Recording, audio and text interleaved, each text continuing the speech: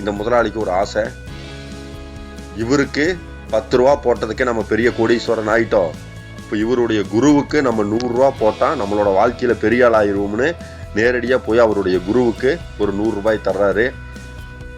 அந்த 100 ரூபாய் கொடுத்துட்டு திரும்பி வந்து பார்த்தா ஒரு கடையில் இன்கம் டேக்ஸ் ரைடு நடக்குது.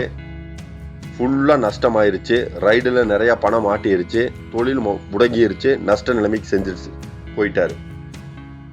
இப்போ என்ன பண்ணுறாருன்னா அந்த துறவியை மறுபடியும் பார்க்குறாரு. பார்க்கும்போது நடந்த விஷயத்த அந்த துறவி கிட்ட சொல்கிறாரு. அப்போ அந்த துறவி சிரிச்சுட்டே சொன்னார், நீ எனக்கு 10 ரூபா போட்டது அன்போட போட்ட, ஆனால் என் முதலாளிக்கு நீ கொடுத்த 100 ரூபா ஆசையோட போட்ட. அன்போட பரிமாறக்கூடிய பழைய சோறும் பாயாசத்துக்கு சமம். ஸோ உங்ககிட்ட அந்த அன்பு தன்மை மாறிச்சு, உன்னுடைய தொழில் நஷ்டத்துக்கு சென்றுச்சு. இதுதான் நான் எல்லாத்துக்கும் சொல்லக்கூடிய ஒரு சிறந்த